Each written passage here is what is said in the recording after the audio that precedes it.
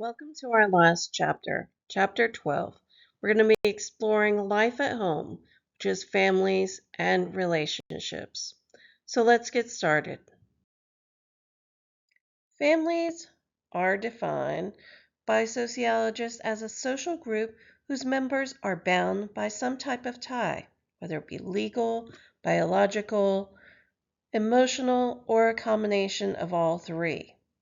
While many of the statistics you look up, for example, under the census, define family differently, it can vary by your social groups, region, history, and culture.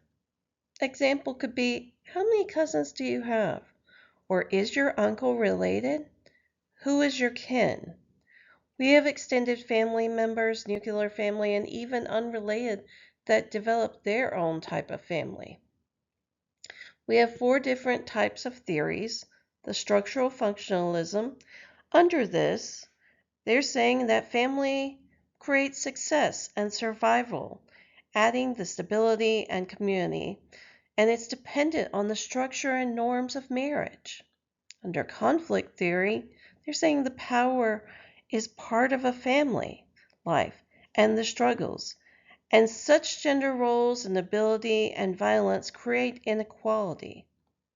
Under symbolic interactionism, family status can be evaluated. Just because you're related, are you family and vice versa? Family rights and obligations and sentiments.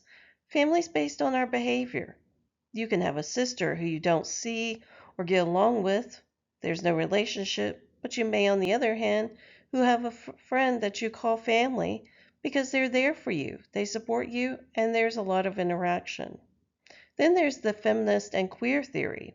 This questions the concept of male head of household in families.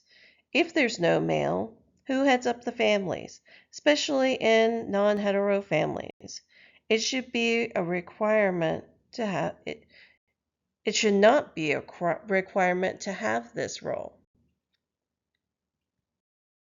There are different types of families and those relationships. These can include unmarried life. Maybe you're solo parenting. Maybe you're having blended families, and chose child-free families.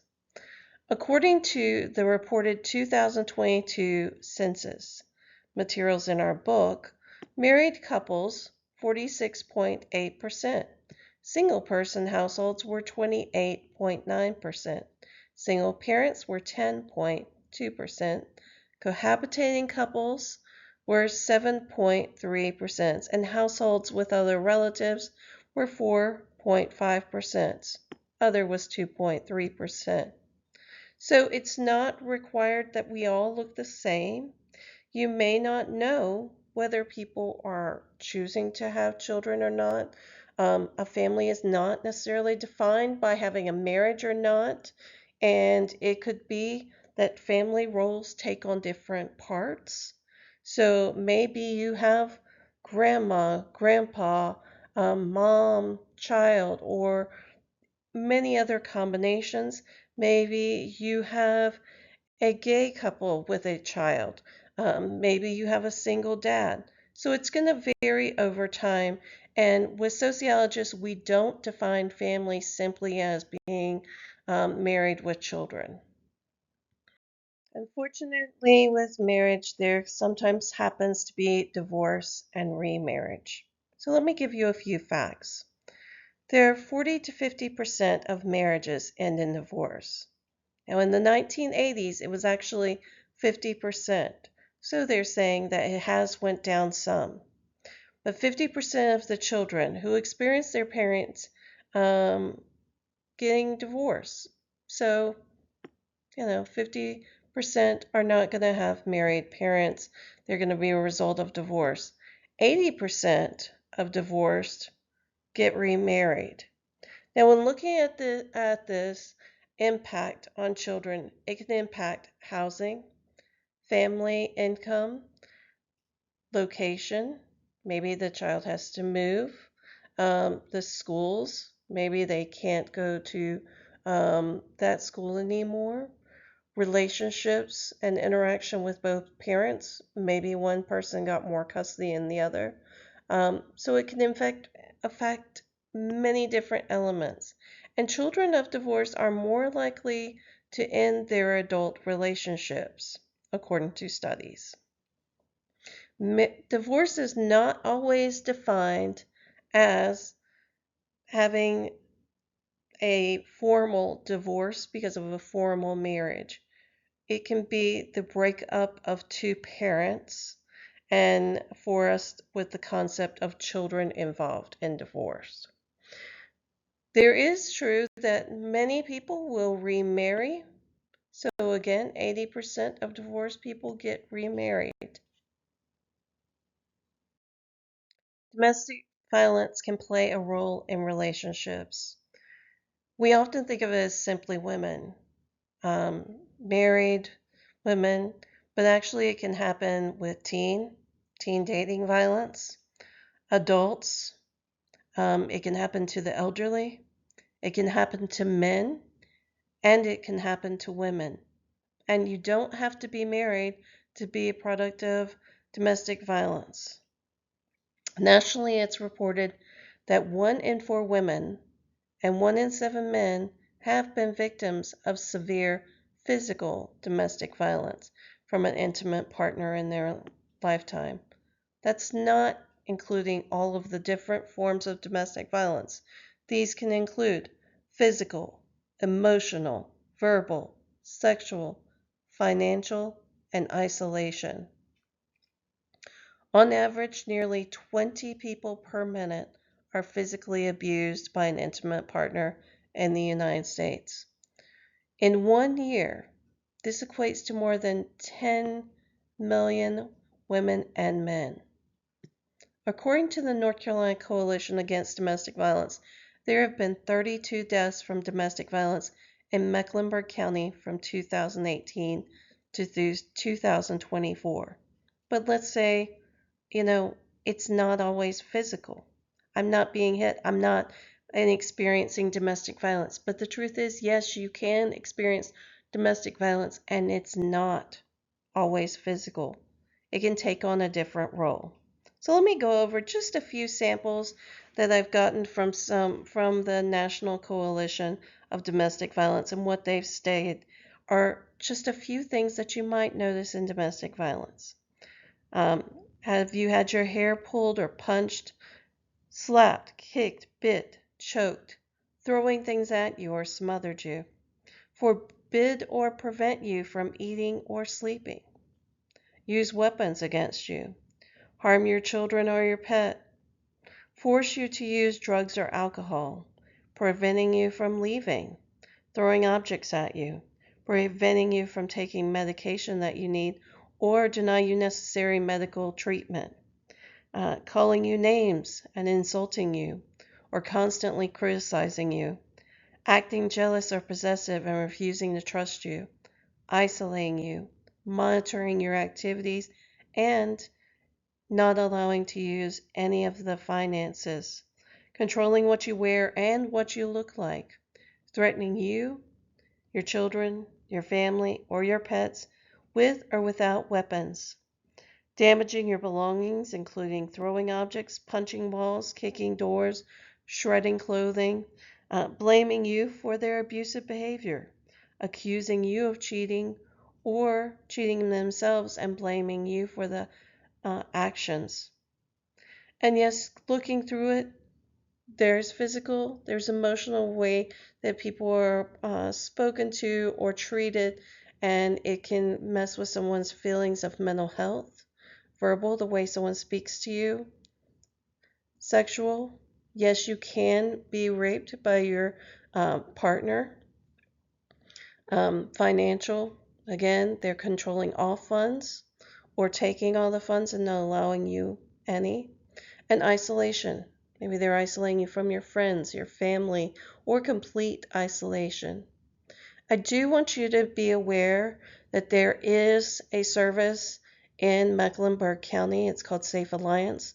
They not only have shelters, they also have a helpline. They have legal assistance. they have counseling. If you are experiencing domestic violence, please use this number. Or if you know someone that's experiencing, use this number. It's 980 771 4673.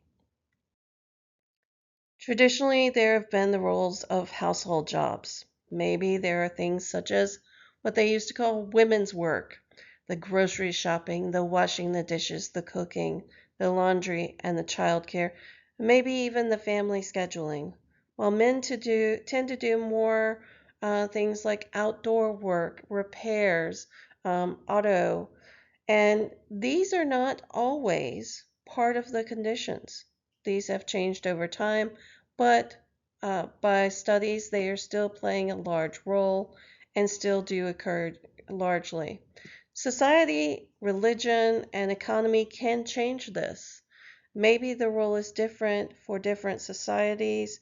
Maybe the economy can change that. Maybe dad becomes the stay-at-home dad and does the scheduling and the home items. Maybe you have someone that's very skilled in maybe the home repairs and it's a female. What if there are two women living together? What role do they play in it? Um, so one thing that I've talked about is while you don't see as many dads at drop-offs or PTO meetings as moms, there is an increase and not always considered abnormal. One thing that once came out as a movie, it was known as called Mr. Mom in the 1980s. It was about this dad who lost his job and the wife ended up getting this high corporate job and he ended up staying home with the children. People thought this was abnormal and strange, but nowadays it is accepted, but it's not, according to different studies, it's still not the norm. Now, as we are having an increase in those aging, we're having an increase in senior citizens due to health, medication, services out there, but the changes in the family dynamic have occurred. It used to be that family could live together. Grandma could live with maybe son and his wife and their children. But now the changes have occurred where maybe they're not all under one roof. We're seeing more and more senior living facilities going up, senior apartments and housing, nursing homes, where people live separate from their families.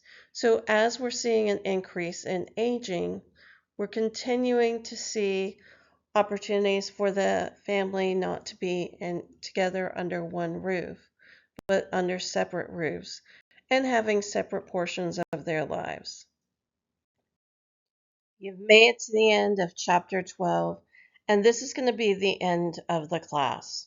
You do have some things that are very important that are coming up. You have to finish your chapter 12 quiz, and you have your final exam.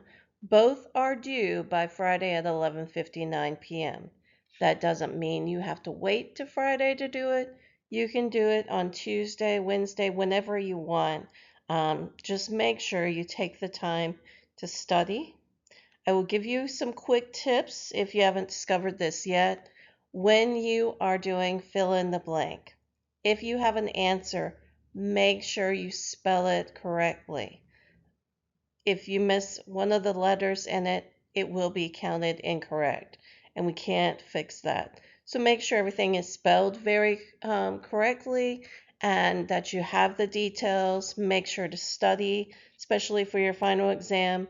With Chapter 12, look over the material and put that in your quiz. I can't have extensions after Friday at 11:59 p.m. It has been an absolute pleasure teaching this class. Uh, Remember, you can always reach out to me via email.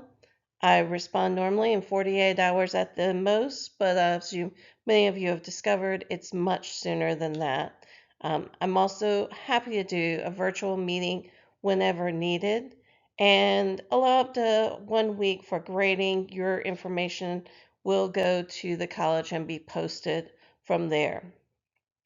Uh, Also, just know if you ever need anything else, feel free to reach out to me. If you're interested in taking future sociology classes, they're available for you to sign up for this semester or future semesters. Thank you again for being part of Intro to Sociology.